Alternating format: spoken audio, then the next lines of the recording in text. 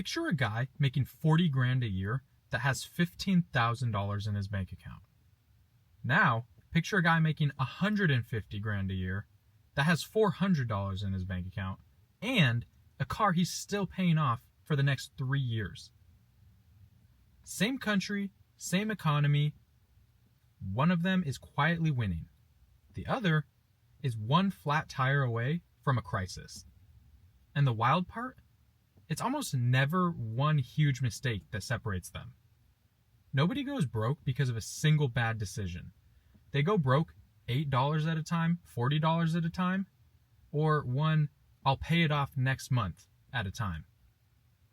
So today, we're ranking the dumbest money decisions people make, starting with ones that are just annoying and building all the way up to ones that quietly wreck people's entire future without them even noticing that it's happening.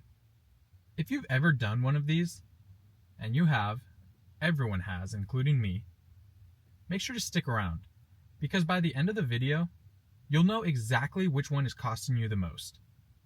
Now let's get into it. At number 10, we have the classic line, I can afford the payment. We're starting with a sentence that has ruined more bank accounts than almost anything else in personal finance. I can afford the payment. This is not the same sentence as I can afford this. Say you bring home $4,000 a month. You find a $40,000 car and the payment is $650 a month. Now that feels fine for now, but then add insurance, gas, maintenance, the registration, suddenly your $650 turns into $950 every single month for 6 years. Car companies, phone companies, furniture stores, they all figured this out decades ago. Nobody thinks in total cost anymore. They think in monthly payments. $50 a month sounds easy, but $1,200 total makes people pause. So here's one question that fixes this instantly. If you couldn't finance it, would you still buy it? If the answer is no, you already know the answer. Number 9 is treating credit limits like free money. Now, credit cards aren't the villain here. Used right, I think they're actually a really good tool. The problem starts the second someone looks at a $5,000 credit limit and mentally reclassifies it as $5,000 they have. You don't have $5,000. You have access to $5,000 of debt you haven't created yet. First dinner, then some new clothes, maybe a little trip and a new TV. Then the statement hits and it's $3,000. And you say the most expensive words in personal finance. I'll pay it off next month. Then next month rolls around and you don't have $3,000. So you pay the minimum payment, and now interest is working against you instead of for you. This is genuinely one of the clearest lines between people building wealth and people stuck treading water. One group makes their money work for them. The other group is quietly working for their credit card company. Now, number 8 is buying to impress people you don't even like that much. Ask yourself something uncomfortable for a second. How much of what you own did you buy because you wanted it versus because you wanted people to see you with it? Somebody gets their first real job in their 20s, and within months, they're driving something that costs more than their entire savings account. Now, why is that? Mostly because it looks like success. And social media makes this 10 times worse, because you only ever see the car, never the account behind it. That guy in the Lamborghini might have $200,000 invested, but he might also have $40,000 in credit card debt that he's not showing you. You genuinely cannot tell, and neither can anyone looking at you. Here's the irony nobody wants to hear. The person driving a $60,000 car with $5,000 saved usually looks richer than the person driving a $20,000 car with $100,000 saved. Looking rich and being rich are almost never the same person. Now, number 7 is ignoring your money because it's boring. This one doesn't feel like a mistake while it's happening, which is exactly why it's dangerous. Not checking your account, not knowing what subscriptions you're still paying for, not knowing what's coming in versus going out, just swiping and hoping. Ignoring your finances doesn't make problems disappear. It just makes them harder to fix by the time you actually look. You don't need a 3-hour Sunday spreadsheet ritual. You just need to actually know 5 numbers. What's coming in, what's going out, what you owe, what you're saving, and where it's all actually going. You can't fix what you refuse to look at. Now, at number 6, we have spending more every time you get a raise. This one's called lifestyle inflation, and it's the reason people can double their income and still feel exactly as broke as before. Let's say you're making $50,000 a year right now, but you get a raise to $60,000. That's $10,000 extra each year, except somehow you move to a nicer apartment, you get a nicer car, you start eating out more, and that extra $10K just evaporates before you even know it was there. Then it's $70,000, $80,000, then $100,000, and still somehow you're broke. Your income kept climbing the ladder. Your lifestyle just kept pace right next to it, rung for rung. The fix isn't living like a broke college student forever. It's actually simple. Every time your income jumps, make sure your savings jumps with it, even if it's just a little bit. Otherwise, every raise you'll ever get just becomes next year's new normal. Now, number 5 is buying a house because that's what adults do. Owning a home can be one of the smartest moves you make. Buying one you can't actually afford is one of the dumbest. People hear things like, renting is throwing money away, and then they rush to buy a new house, forgetting that the mortgage is the smallest part of the story. Property tax, insurance, repairs, maintenance, stuff like that appears out of nowhere. Your AC dies, there's $5,000. Your roof needs work, there's a few thousand more.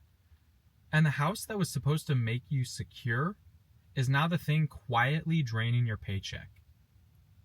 Buying isn't automatically smart.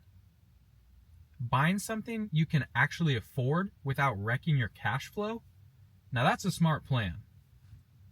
Sometimes renting wins. Sometimes buying wins. Just don't make a 6-figure decision because a stranger on the internet told you renting is wasting money. Number 4 is trying to get rich overnight. And honestly, this one might be the most entertaining mistake on the list, and one of the most expensive.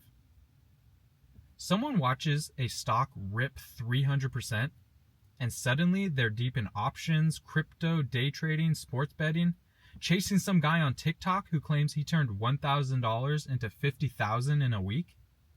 But here's the uncomfortable truth. If getting rich fast were actually easy, everyone would already be doing it. Building real wealth is boring on purpose.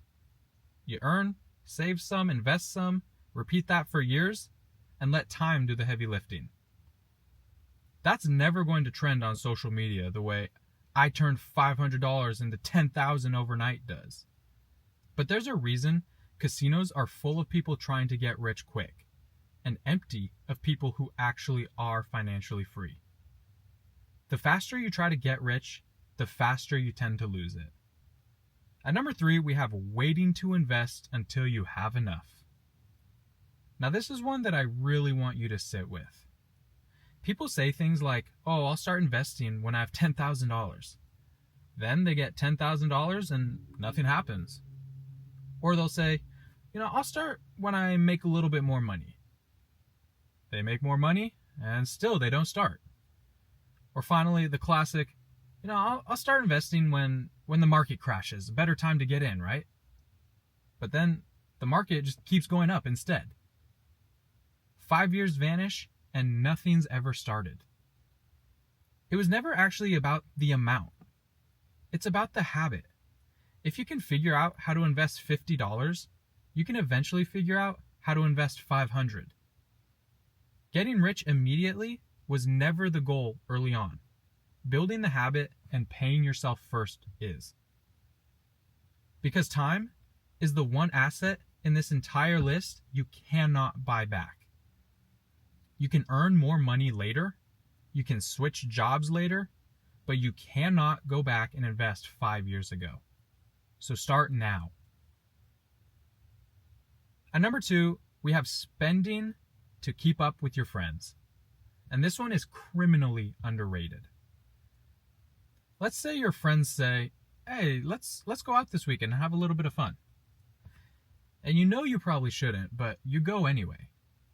You spend $40 on dinner, $20 on drinks, $30 on the Uber there and back, and maybe afterwards you go to another bar or club.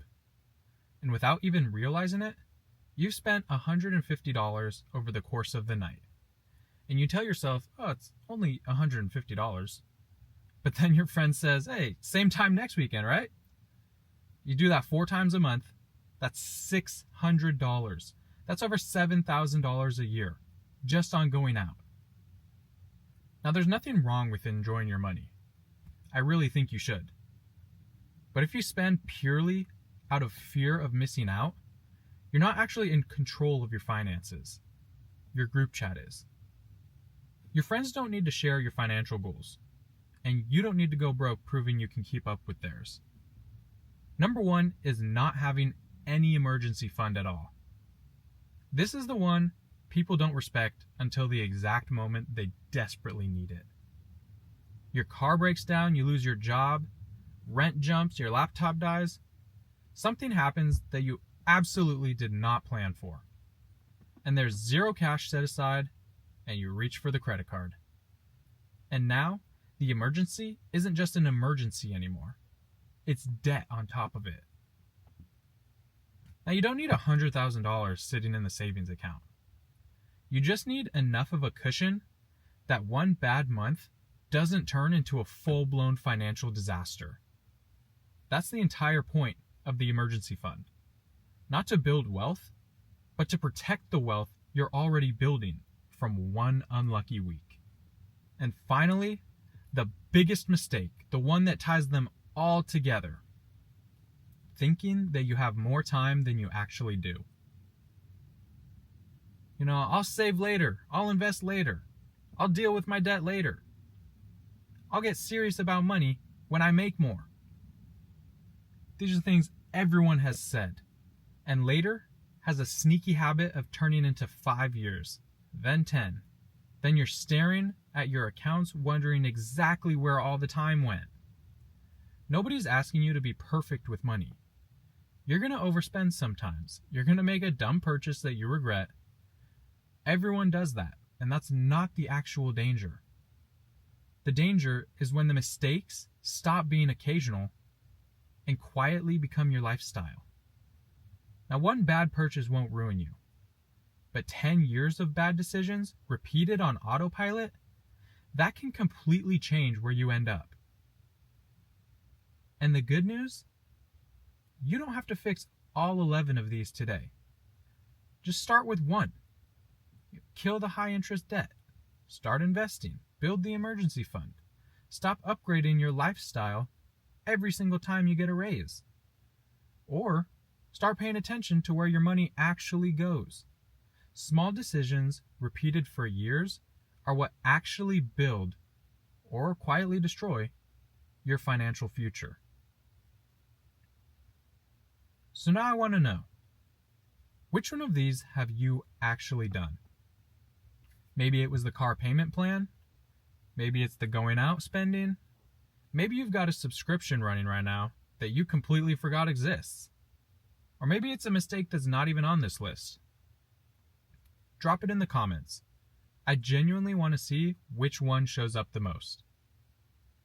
If this made you rethink even one thing you're currently doing with your money, make sure to hit the like button. It costs you nothing, and it tells me exactly what to make more of. And if you're in your teens, 20s, or you just feel like you're behind and want your money to finally start working for you instead of disappearing every month, make sure to subscribe. It's free and you can always change your mind later. Now, my only goal here at JS Finance is to help you build real wealth. And remember, looking rich is easy. Actually becoming rich takes patience. Now, thank you guys so much for watching. I'll see you in the next one.